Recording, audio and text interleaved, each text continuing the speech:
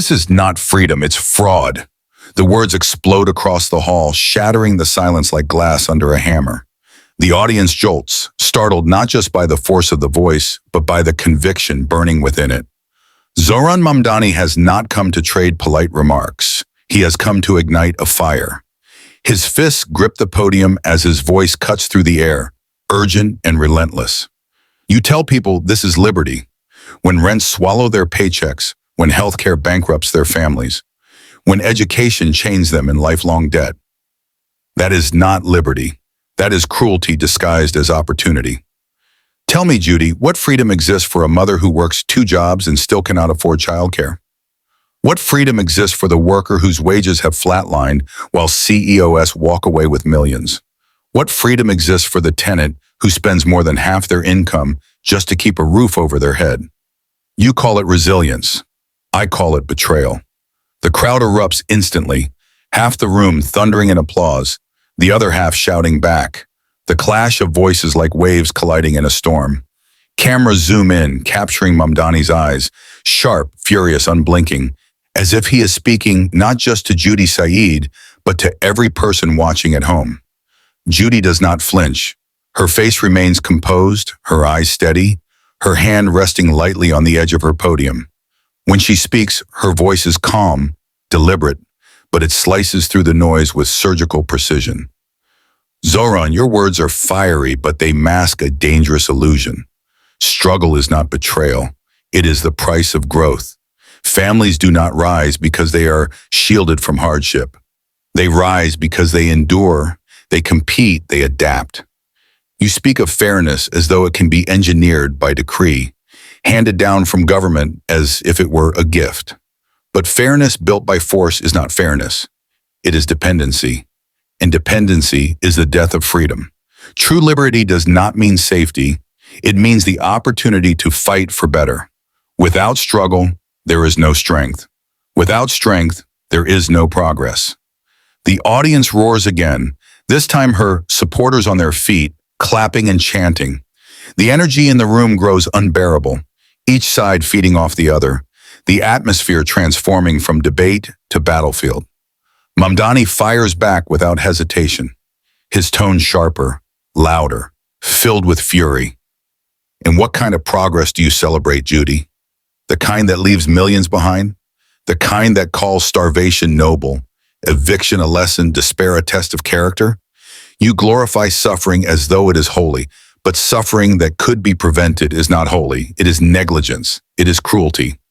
Leadership is not about telling people how much pain they can endure. It is about ensuring they do not endure what is unjust. You speak of liberty, but liberty without dignity is not freedom. It is a privilege reserved for the powerful, the wealthy, the few.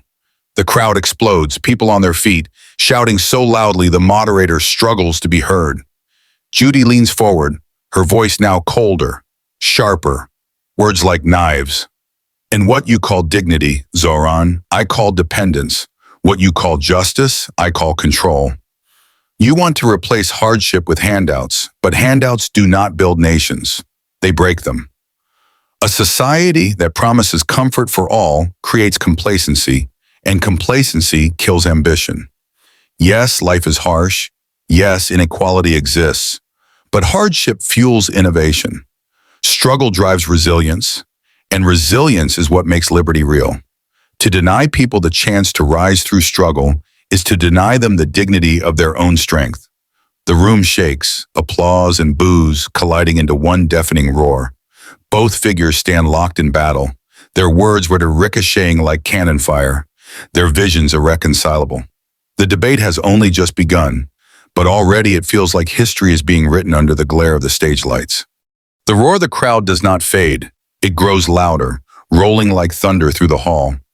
Some are chanting Zohran Mamdani's name, others shouting for Judy Said.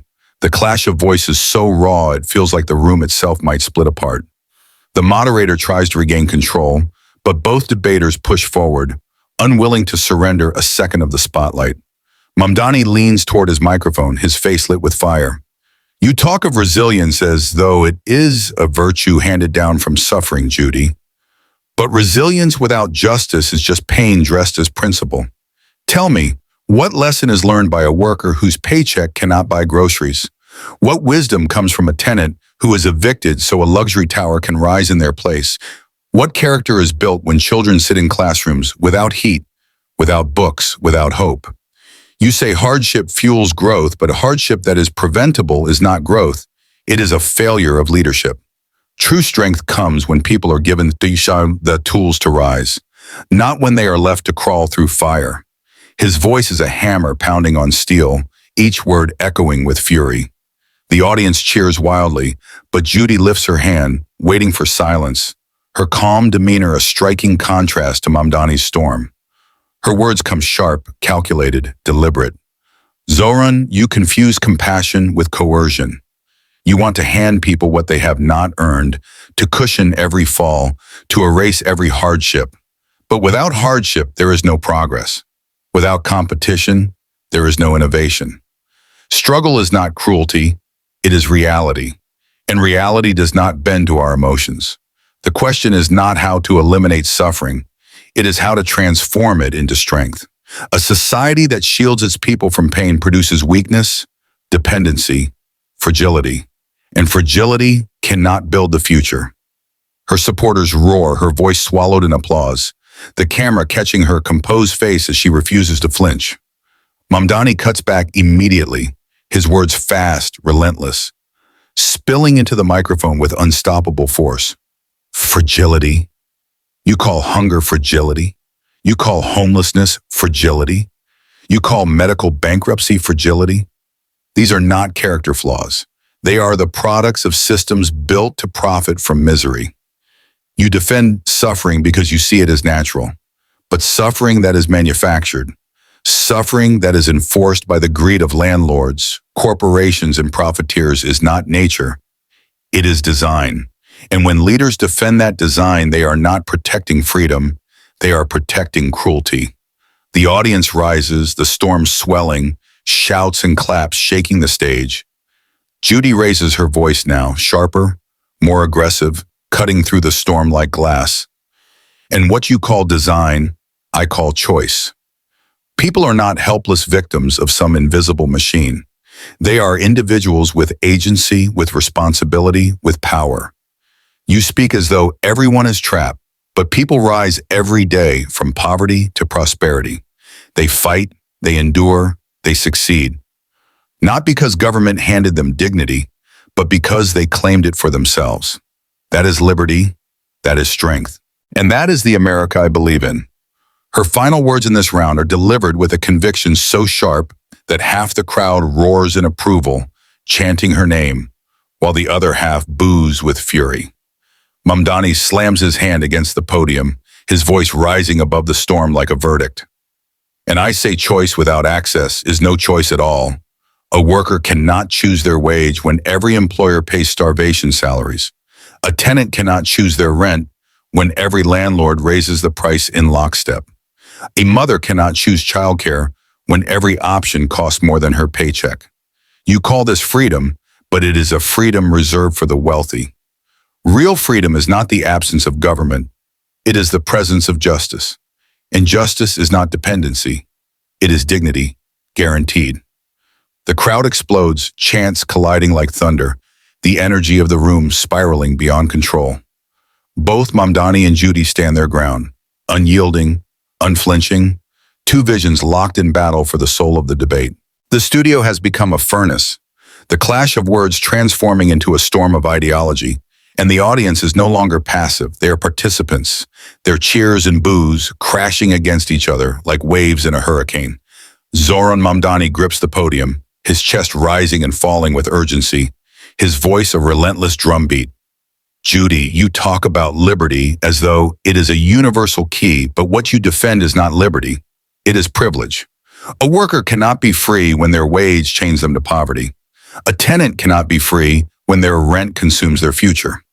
A patient cannot be free when the price of survival is bankruptcy. You tell them to rise, to endure, to work harder, but you never tell the corporations to stop squeezing, the landlords to stop bleeding, the billionaires to stop hoarding. You mistake endurance for freedom, but endurance under injustice is not freedom. It is submission. And I refuse to call submission liberty. His words slice through the air, the crowd exploding into applause so loud it rattles the rafters, chants echoing his name. Judy Said raises her hand, waiting for silence, her composure like steel against the chaos, her tone calm, yet razor sharp. Zohran, your argument is built on resentment, not reality. You see inequality and assume it is evidence of oppression, but inequality is the natural result of differences. Differences in effort, in ambition, in discipline. Not every outcome is equal because not every choice is equal. You want to flatten the playing field by decree, but in doing so you punish excellence, you smother competition, you destroy the very drive that lifts societies out of despair. Poverty is not solved by punishing the successful. Poverty is solved when more people are free to succeed, and freedom cannot be legislated. It must be lived. The crowd roars again, half on their feet in approval, half in outrage, their voices colliding into a deafening storm. Mamdani wastes no time, his voice a torrent, fierce and unrelenting. Differences in effort? Tell that to the nurse working double shifts while billionaires gamble fortunes on vanity projects. Tell that to the teacher buying supplies out of her own paycheck while executives pocket bonuses large enough to fund entire schools. Tell that to the delivery worker braving storms for minimum wage while corporations exploit every loophole to avoid paying benefits. Do not tell me this is simply about effort. It is about power. A rigged system rewards the few and calls it merit, while millions are left to drown. That is not natural. That is engineered inequality. The hall quakes with energy, applause, and boos so loud they feel like physical blows. Judy steps forward slightly, her tone sharp, her words cutting through the uproar. And what you call engineered inequality, I call opportunity unevenly seized. Some work harder, some risk more, some innovate where others hesitate. That is not injustice, it is reality. You want to equalize results, but results are the reflection of choices. The problem with your vision, Zohran, is that it demands fairness by force. And when government forces fairness, it breeds dependency, resentment, and stagnation. The very people you claim to defend will be trapped in mediocrity because they will never be asked to strive for more. Her supporters erupt, their voices filling the hall, but Mamdani cuts back with a ferocity that drowns them out. And I say fairness is not force, it is justice. Justice is not dependency, it is dignity. When children are born into neighborhoods without resources, when families are suffocated by systemic barriers, when entire communities are locked out of opportunity, telling them to strive harder is not encouragement. It is cruelty. No one is asking for handouts. We are demanding that the playing field actually exist. We are demanding that dignity be the floor, not the prize. Because a society that celebrates freedom while denying dignity is a society built on lies. The audience roars again, the cameras capturing faces twisted in passion, fury. Oh. The debate is no longer about policies. It is about the soul of what freedom and justice truly mean, and neither side shows any sign of backing down. The storm in the studio has grown unbearable, the sound of clashing cheers and furious boos rumbling like thunder trapped inside steel walls. The moderator has long lost control. This is no longer a debate managed by questions. It is a battle that has taken on a life of its own. The cameras zoom in tighter, catching sweat on brows, fire in eyes, voices sharpened to blades. Zohran Mamdani pounds the edge of his podium, his voice booming, relentless. Judy, you defend inequality as if it were destiny, as if suffering were nature's law, but the truth is far simpler. Suffering has been built, wages kept low by choice, rents pushed higher by design, healthcare priced into profit margins while lives hang in the balance. These are not accidents, they are deliberate. And when leaders defend the deliberate harm of millions as the price of freedom, what they are truly defending is the privilege of the powerful. Freedom that exists only for the few is not freedom. It is a fraud. The crowd explodes in wild applause, chants of his name rolling through the hall like a wave. But Judy raises her hand, her face composed, her voice sharpened into icy calm. Zohran, you mistake imperfection for conspiracy. Life has never been equal, and it never will be. Some rise, some fall, some succeed, some fail. That is not design, it is reality. And the attempt to correct it by force always fails. You call inequality engineered, but what you propose is far more dangerous. An engineered fairness that smothers initiative, destroys ambition, and leaves everyone dependent on a government too slow, too inefficient, too corrupt to ever deliver what it promises. You speak of dignity, but what dignity is there in being a client of the state? Real dignity is earned, not given. Her supporters roar, the chants of freedom rising to drown out the opposition. Mamdani slams back instantly, his voice louder than the storm. Earned? Tell that to the family evicted so investors can build luxury towers. Tell that to the worker who has given decades of labor and still cannot afford health care. Tell that to the child whose school crumbles while wealth is hoarded in tax havens. Do not speak to me of dignity as if it is a prize. Dignity is a right, and a society that denies it under the excuse of freedom is not free. It is broken. The audience erupts, the noise shaking the hall, security shifting uneasily in the aisles. Judy leans forward now, her voice sharp, each word hurled like a spear. And I say dignity without responsibility is hollow. You want to give everything, guarantee everything, shield everyone. But when you guarantee outcomes, you destroy the very spirit that drives people to succeed. Hardship is not cruelty, it is challenge. And challenge builds character. It builds strength. It builds nations. If we erase hardship, we erase greatness. That is the truth you refuse to see. Her supporters roar so loudly the cameras shake, the room alive with fury. Mamdani strikes back, his voice trembling, not with fear, but with a passion that makes the air itself vibrate. Hardship may build character, but injustice builds nothing. You glorify struggle as though poverty is noble, as though despair is virtuous, as though suffering itself is a gift. But tell me, Judy, how noble is it for a child to go to bed hungry? How virtuous is a disease untreated because medicine costs more than rent?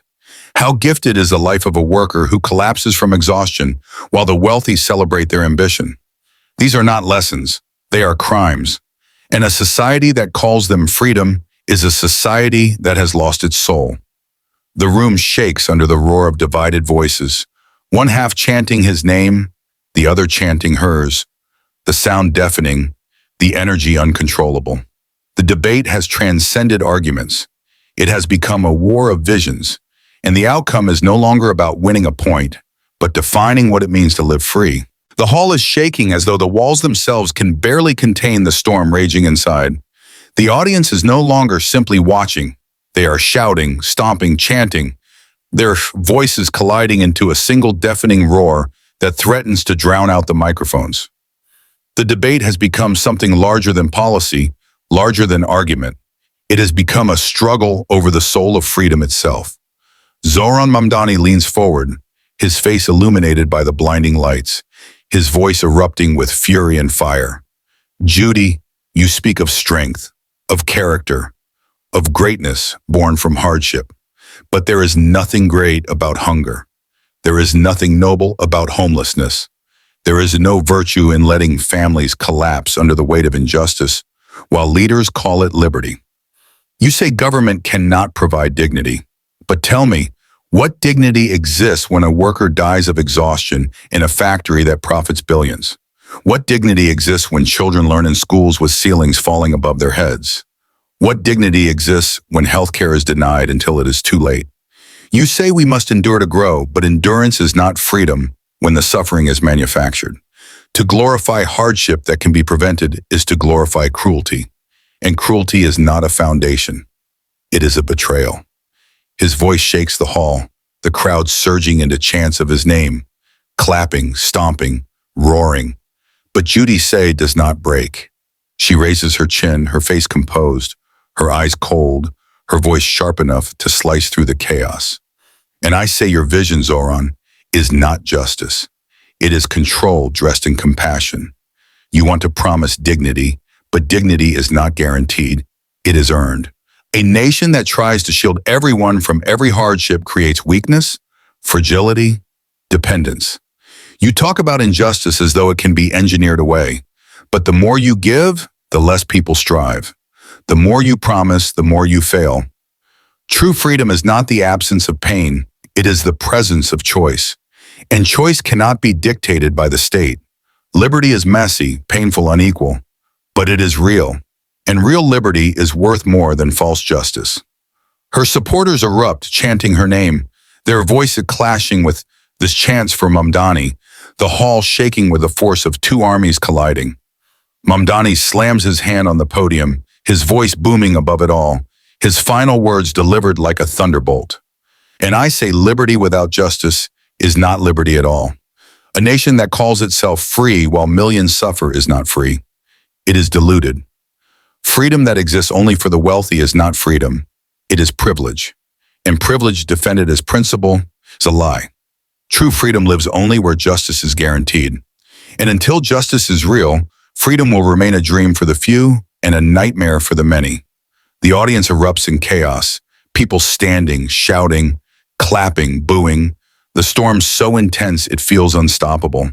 Judy strikes back with her closing words, her voice sharp, final, unyielding. And I say justice without liberty is tyranny. The state cannot dictate dignity,